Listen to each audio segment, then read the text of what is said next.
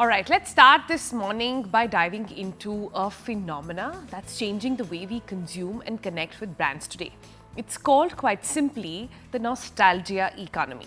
It's all about reviving the magic of the past, packaging it in ways that evoke a sense of comfort, evoke a sense of familiarity, and also bring in a sense of longing. The reboots of the 90s TV shows, the repackaging of food and beverages from the 90s again. Nostalgia is proving to be a gold mine for businesses looking to create an emotional connect with their consumers. Did you know that India's nostalgia economy actually is driven and ran sort of from retro games to vintage style advertising as well, and is estimated to grow rapidly in the coming future? The Gen Z in India is actively engaging with it as well. Right? Now, of course, the idea behind all of this is to look at different patterns in which they actually come up. The retro content online, which of course includes 90s music, to throwback Bollywood reels, to the return of products like analog cameras, the cassette players, all of those witnessing a huge growth, particularly in the urban youth. So, why are we so hooked onto the past? Well, according to experts, the answer is simple. Nostalgia sells. It's an emotion that cuts through the noise, it grabs attention and drives decisions. Even top companies are using it. Legacy brands are tapping into retro aesthetics to boost sales. Bollywood is recreating iconic songs to capture both young and old audiences. And let's not forget, movie re-releases, movies being released and coming out, reaching box office highs. These are films not just from the 90s, even the early 2000s that are seeing re-releases. India's unique cultural diversity makes this economy even more interesting. But to understand a lot more about this, we have Dr. Dilip Cherian joining us. He's known as India's ImageGuru, and he'll help us decode how all of this works. Hello, sir. Good morning and welcome to the Breakfast Club. Good morning. Good morning. Great to see you, ladies. Thank you. Lovely to see you. Can we get first your sort of analysis around this phenomenon? I want to understand from you, sir, are there some products you think that lend themselves more easily to retro marketing, some that don't? And what do you see as the timeline? Is 10 years back retro? Does it have to go back 20 years? How do you see the definition of it in the first place? A lot depends on the market and the target of consumers that they are looking at. I think that the rise of retro is a good thing from the marketer's point of view because they can go back to some basics. But we have to be very clear that there are some who are actually just drawing on inspiration that used to be much more, shall I say, focused on product in the past. Do these dreams work for the audiences in all cases? No. It's a matter of taste, it's a matter of age, and it's a matter of product content. I'll break that down. If you're looking to sell to young people who are the big spenders today, then you need to make sure that the nostalgia is something that is kind of slightly accessible to them. Don't go back too far because they don't even know what you're talking about. And try and hook up only to the most iconic past trends. So a good example of how to do that would be what Paperboard did with Ampanna as an example. Okay, so you throw it back. When we worked on the brand, the theme was to try and make sure that people understood that there was something pure about the taste and that this is what used to rule the roost some time ago. Whether it's a Nimbu Pani or an Ampanna, it was the kind of thing that rang true to the young audience that they were trying to capture. Okay, and most importantly, the same product appealed to their parents and sometimes to their grandparents. So that worked because there was, in a sense, a societal endorsement of the messaging and the image of a new company. Remember that it was a new company and the image they wanted to create was based on fundamentally traditional practices and tastes. So that's one kind of thing. So I would say that, marketers who are using this need to be careful It should not be a substitute for lazy effort making. And there are too many who are trying to do that.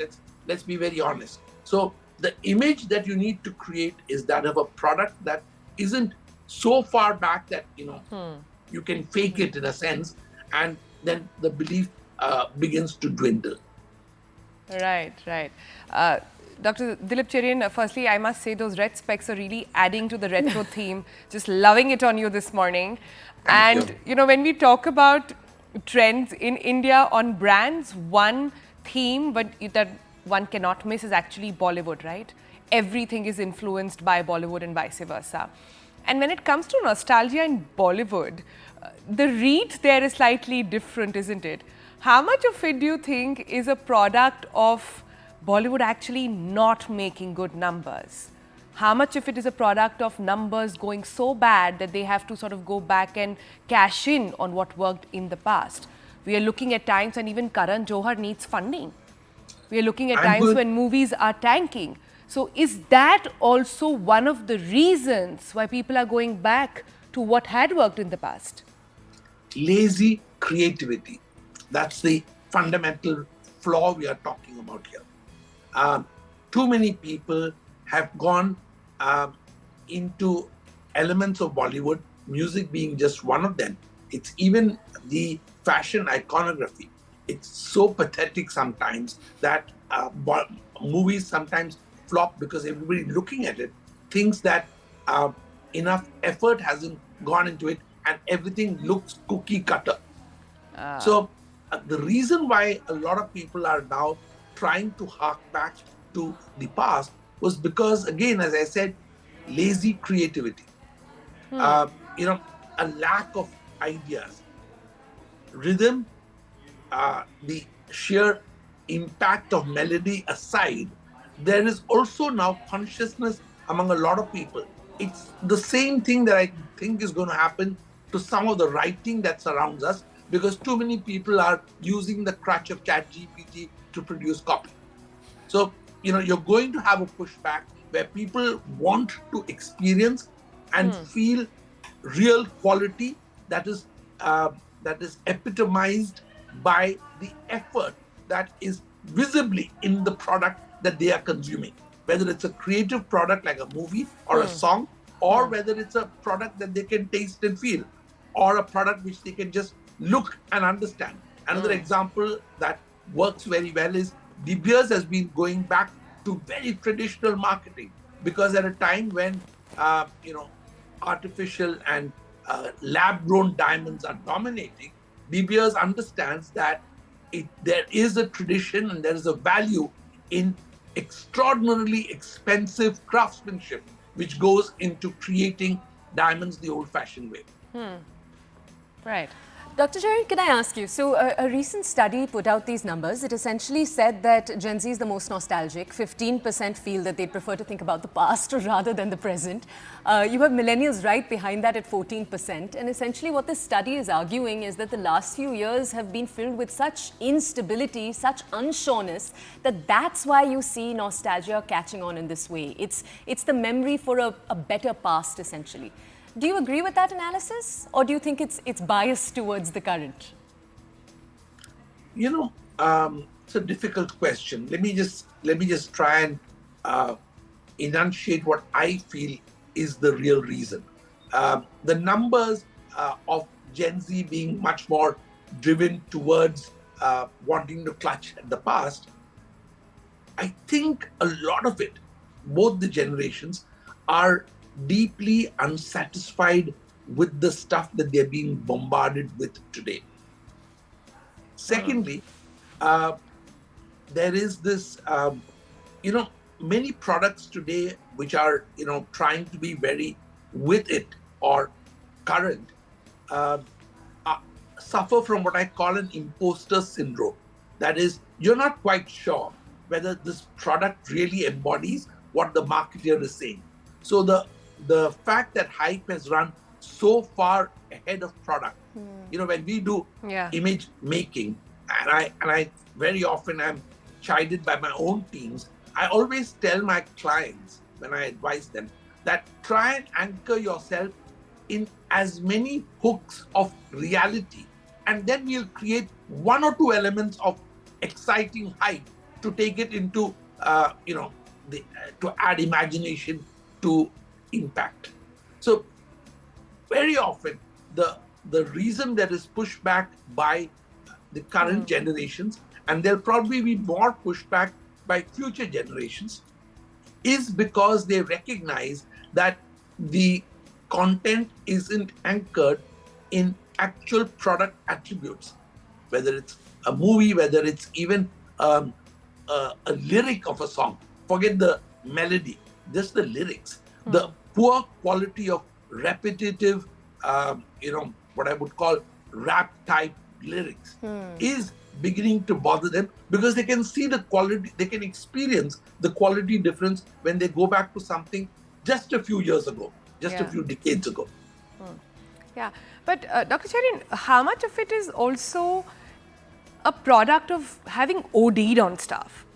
I think this is also a generation which has had too much of social media, too much of OTT, too many things really in your face. Social media, of course, is the center of it all, bringing it together to you. So now people are maybe in a phase where they're taking a break, can we call it that, and saying, hold on, it's been too long of all of this, let's go back and let's pause for a while. We did a show a couple of days ago where we talked about how people, and even Gen Z, is going back to the dumb phone. They're saying, I don't want a smartphone anymore. I want the old phone where I can just call and text and nothing more. Is it an impact of too much? Are we moving to an era where we're saying, give us less, but give it good? When you're bombarded, you look for a bomb shelter. So the bombardment of them, of the current generation, with so much, is making them value being able to pick and choose a few things which they want to understand, experience, and then put on replay. The replay part of which you're talking about is actually the most important and incisive way of looking at it. You have to have, I have this thesis in the books that I tend to buy in the library, which you see behind me. Unless a book has survived 50 years, there's no point reading it. If it's going to flip by and just be one of those bestsellers which came in the morning and was swept away over the weekend, there's no point buying it and reading it. It's got to have lasting value. And you can't have too many things of lasting value. That is the fundamental aspect. So you want to put them on replay. You want to experience and enjoy them. And you know that quality is only a few hand-picked things. But if, Blinkit is giving you everything within the blink of an eye, you have no idea what you're choosing. You don't even know whether it's come, whether it's made at home, whether it's come out of a tin or a, packing case. No clue. And that is bothersome. Mr. Cherian, can I ask you, there's a set of theorists who argue that for some nations that aren't Western nations, nostalgia offers us a very unique opportunity to look back at the things we grew up with, but this time through the lens of cool. So you talked a little bit about the jeera drink, aam panna. There are so many examples, coconut oil on the hair. That nostalgia offers any country that went through colonialism, went through that initial, few decades of looking at ourselves through the Western lens, this very, very ripe opportunity to reevaluate. What do you think of that? It's easy to fall into the trap of colonialism, rooted in tradition, all of that. I don't think it's about that as much as it is about fundamental quality and value.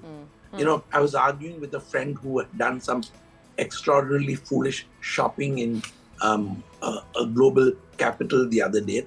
And I said, why did you buy this product for the brand? Why did you not look at what the material was?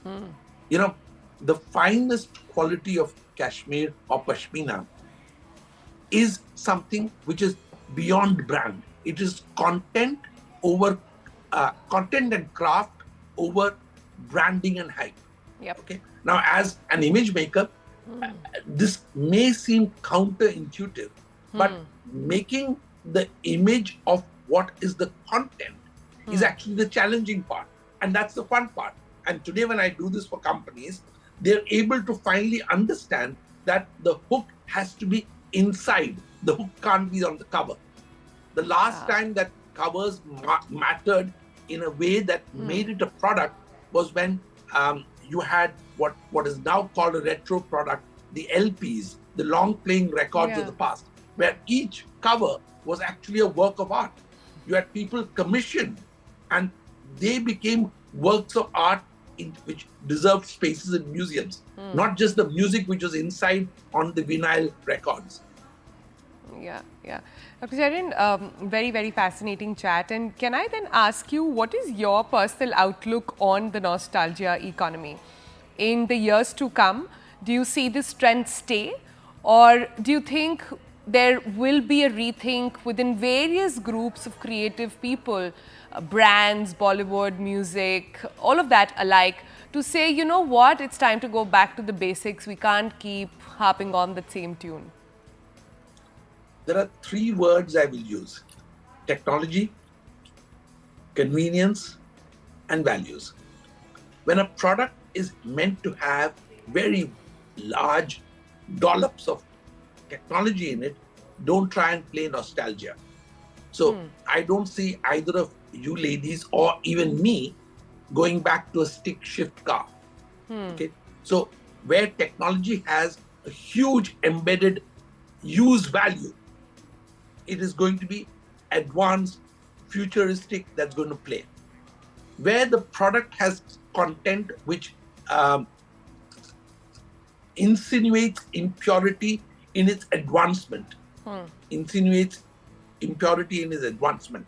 So when you know that something has been processed to the point where it is now pure path, there people will want nostalgia. Playing with nostalgia is not everybody's game. Being able to use that in marketing, being able to use that as a product attribute needs an expert hand to be able to guide that. How much of it resonates? How much of it is remembered? How much of it has been forgotten? When you can try and revive something, but people don't even understand what that product is. So it's best left to people who have I would say, a very rare mixture of understanding history and being able to embed excitement about the future. So some products it will work with.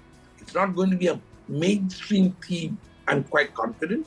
But as you said very rightly, it's also a pushback onto this massive overload of too much that's happening around. And people's minds and people's eyes, people's ears are tired of that blabber, constant 24/7. Dr. Cherian, thank you for joining us. Thank you for illuminating so many aspects of this topic for us. Thank you. All right. What an interesting